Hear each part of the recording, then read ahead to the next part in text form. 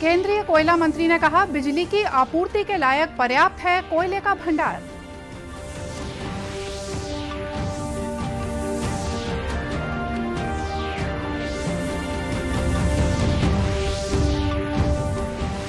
पांचवी अनुसूची के हनन को रोकने की मांग को लेकर आदिवासी प्रतिनिधि मंडल ने की राज्यपाल से मुलाकात।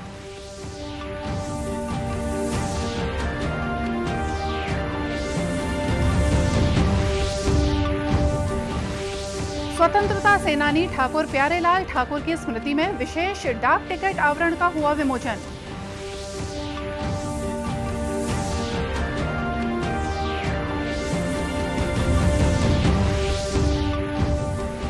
और शारदीय नवरात्रि की महानवमी पर किया जा रहा है मनोकामना ज्योति कलश और जवारे का विसर्जन।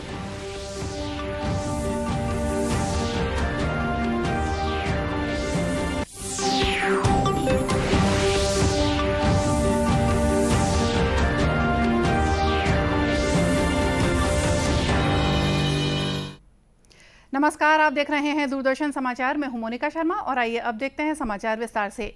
केंद्रीय कोयला मंत्री प्रहलाद जोशी ने कहा है कि बिजली की आपूर्ति के लायक पर्याप्त कोयले का भंडार है। केंद्रीय मंत्री श्री जोशी ने कोरबा में पत्रकारों से बातचीत करते हुए ये जानकारी दी। और वो शॉर्टेज अभी नहीं है।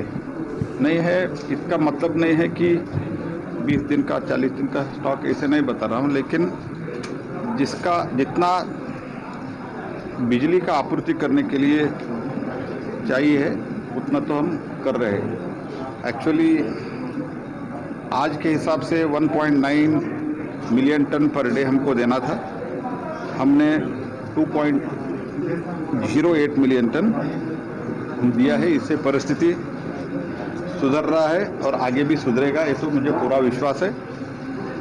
ये मैंने रिव्यू करने के बाद आपको बता रहा हूँ। और पिछले 4 दिन से एक तो मार्जिनल है, लेकिन हमारा स्टॉक तो थर्मल प्लांट में बढ़ रहा है।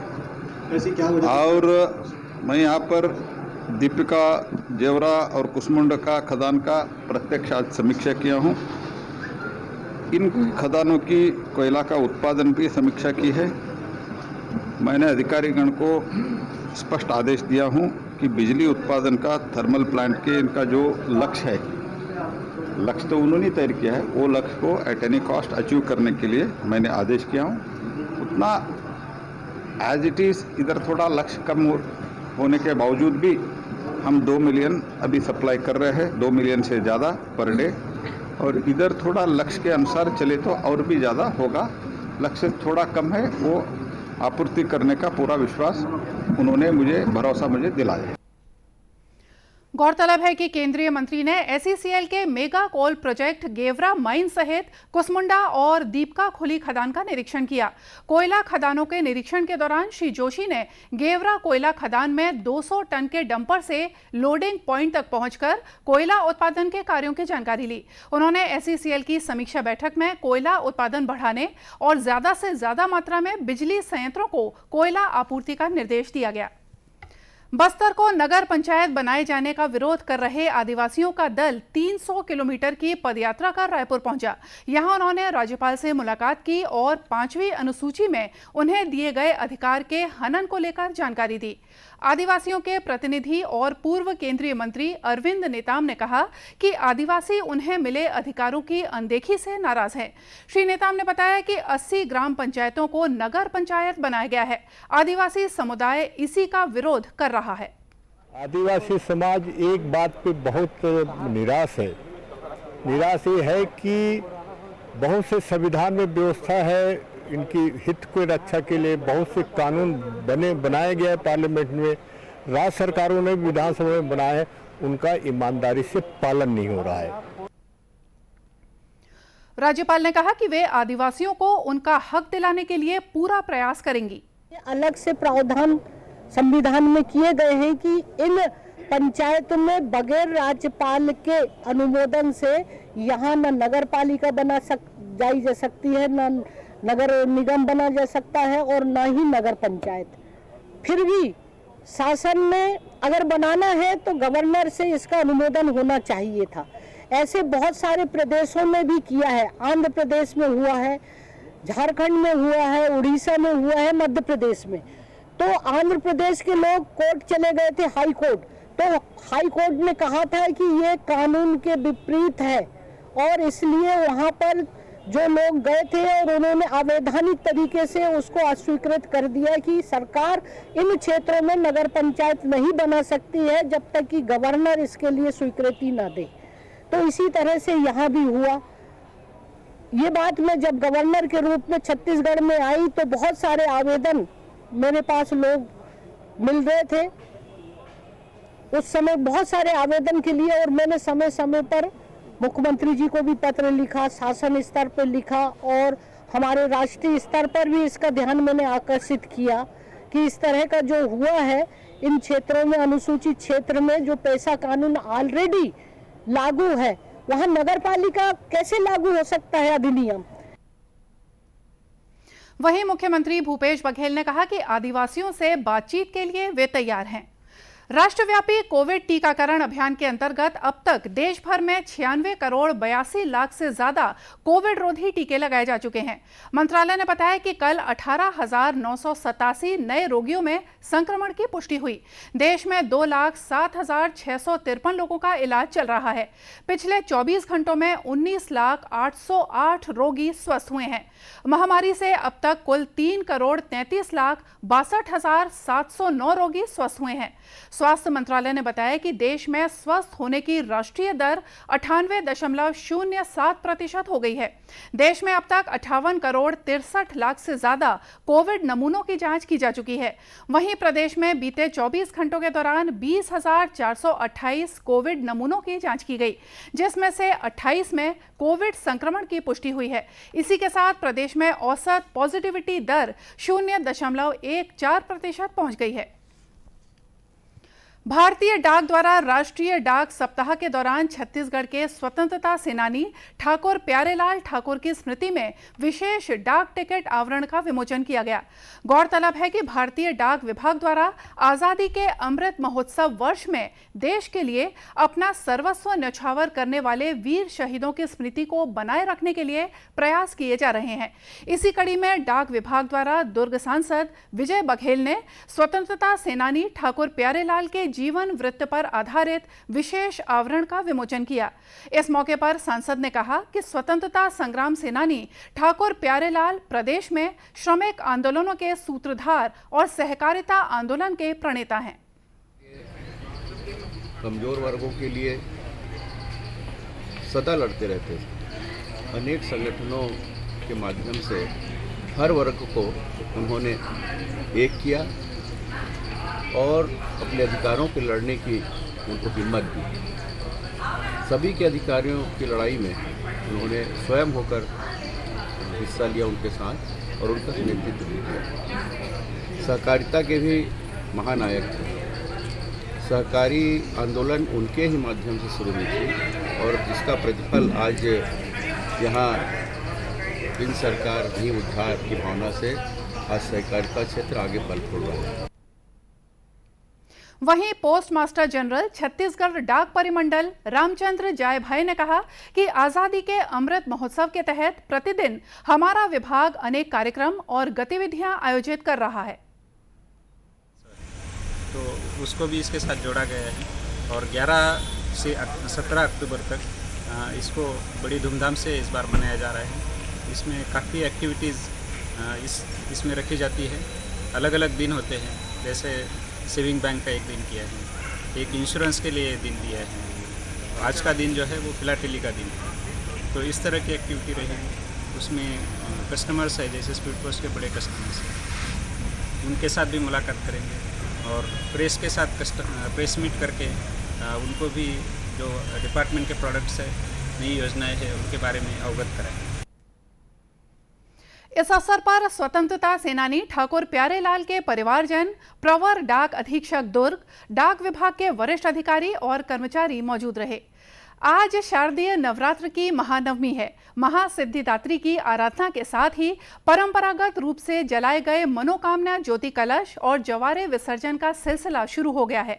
राजनांदगांव जिले के देवी मंदिरों में भी आज जवारा विसर्जन किया जा रहा है।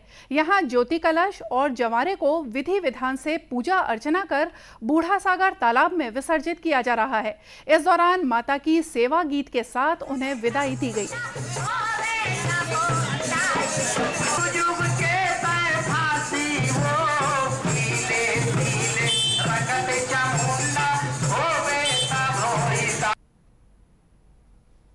उधर कवर्धा में हर वर्ष की तरह इस वर्ष भी दुर्गा अष्टमी के मध्याह्न को शहर के चंडी मंदिर, दंतेश्वरी मंदिर और परमेश्वरी मंदिर से खप्पर निकाला गया। हालांकि जिला प्रशासन ने दो समुदाय के बीच टकराव को लेकर पूरे कवर्धा शहर में शाम 7 बजे से सुबह 6 बजे तक कर्फ्यू लगा रखा है, जिसके चलते ग्रामीण व शहर के लोग खप्पर का दर्शन करने के लिए सड़क पर मौजूद नहीं थे। सूनी सड़कों और पुलिस की चाक चौबंद सुरक्षा व्यवस्था के बीच मंदिर के 10 सदस्यों की ही देखरेख में खप्पर निकाला गया। लोग अपने घरों की छत और गलियों में दूर से ही खप्पर का दर्शन कर पाए। उल्लेखनीय है कि खप्पर की परंपरा के पीछे मान्यता है कि देवी माता की कृपा अंचल में समृद्धि और महामारी से बचाव करती है। आजादी के लिए भारत का शानदार संघर्ष आधुनिक विश्व के महानतम संघर्षों में से एक है। दूरदर्शन समाचार इतिहास की धारा को बदलने वालों की कहानी रोजाना आपके लिए लेकर आता है। आज हम बात कर रहे हैं महान स्वतंत्रता संग्राम सेनानी और गदर आंदोलन के सदस्य लाला हरदयाल के बारे में। आज महान स्वतंत्रता सेनानी और गदर आंदोलन के सदस्यों में से एक लाला हरदयाल की जयंती है। उनका जन्म 14 अक्टूबर 1884 को दिल्ली में हुआ था। अत्यधिक अध्ययनशील युवक हरदयाल ने इंडियन सिविल सर्विस में करियर को ठुकरा दिया। इसके बजाय उन्होंने अपनी बौद्धिक क्षमता का उपयोग कनाडा और अमेरिका में निर्वासित जीवन बिता रहे भारतीयों को भारत के स्वतंत्रता संघर्ष में शामिल होने की प्रेरणा देने के लिए किया। वो श्यामजी कृष्ण वर्मा और भीकाजी कामा के सहयोगी थे। लाला हरदयाल ने कैम्ब्रिज मिशन स्कूल में शिक्षा प्राप्त की और दिल्ली में सेंट स्टीफेंस कॉलेज में संस्कृत में स्नातक उपाधि ली। 1905 में उन्हें संस्कृत में उच्च अध्ययन के लिए ऑक्सफोर्ड यूनिवर्सिटी की 2 छात्रवृत्ति मिली। हालांकि 1907 में प्रकाशित द इंडियन सोशियोलॉजिस्ट पत्र में तर्क देते हुए उन्होंने अराजक विचारों की खोज शुरू की और कहा कि हमारा उद्देश्य सरकार में सुधार नहीं बल्कि सुधारों को परे रखकर आवश्यक हो तो इसके अस्तित्व के नाममात्र अवशेष ही छोड़ना है। इस पत्र ने उन्हें पुलिस की निगरानी के रडार पर ला दिया। बाद में उसी वर्ष उन्होंने ऑक्सफोर्ड की प्रतिष्ठित छात्रवृत्तियां छोड़ दी और 1908 में भारत लौट आए। लेकिन भारत में भी उन्होंने अग्रणी समाचार पत्रों में कड़े लेख लिखने शुरू कर दिए। ऐसे में ब्रिटिश सरकार ने उनके कार्यों को सेंसर करने का फैसला किया। लाला लाजपत राय ने उन्हें भारत छोड़ने और विदेश जाने की सलाह दी। लाला हरदयाल फ्रांस और जर्मनी की यात्रा के दौरान ब्रिटिश विरोधी प्रचार करते रहे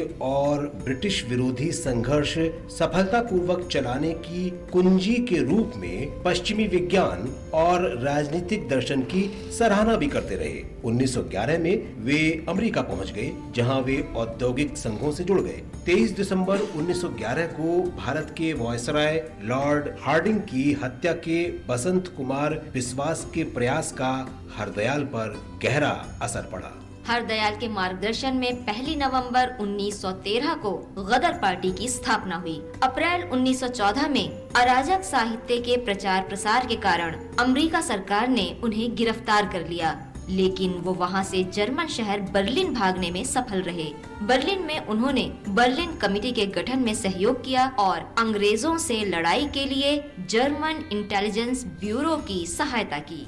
भारतीय डाक विभाग ने 1987 में लाला हरदयाल के सम्मान में डाक टिकट जारी किया। महान स्वाधीनता सेनानी लाला हरदयाल को नमन। दूरदर्शन केंद्र रायपुर से प्रसारित होने वाले प्रादेशिक समाचार को आप YouTube पर भी देख सकते हैं। हमारे YouTube channel Chhattisgarh DD news पर प्रादेशिक समाचार उपलब्ध रहेगा। YouTube चैनल का लिंक और QR कोड आप स्क्रीन पर देख सकते हैं। अपने एंड्रॉइड फोन से QR कोड स्कैन कर आप छत्तीसगढ़ DD न्यूज लिंक पर जा सकते हैं। इसके अलावा छत्तीसगढ़ DD न्यूज फेसबुक और ट्विटर पर भी उपलब्ध है। और आइए अब अंत में देखते हैं मुख्य समाचार एक बार फिर से।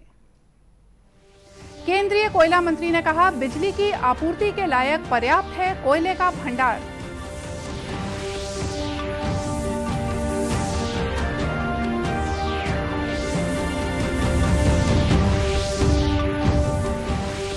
पांचवी अनुसूची के हनन को रोकने की मांग को लेकर आदिवासी प्रतिनिधि मंडल ने की राज्यपाल से मुलाकात।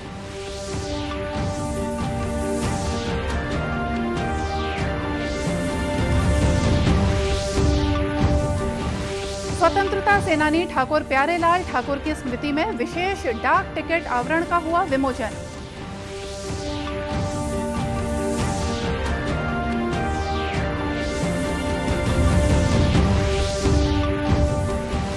और शारदीय नवरात्रि की महानवमी पर किया जा रहा है मनोकामना ज्योति कलश और जवारे का विसर्जन। और इसी के साथ ये समाचार बुलेटिन यहीं समाप्त हुआ। नमस्कार।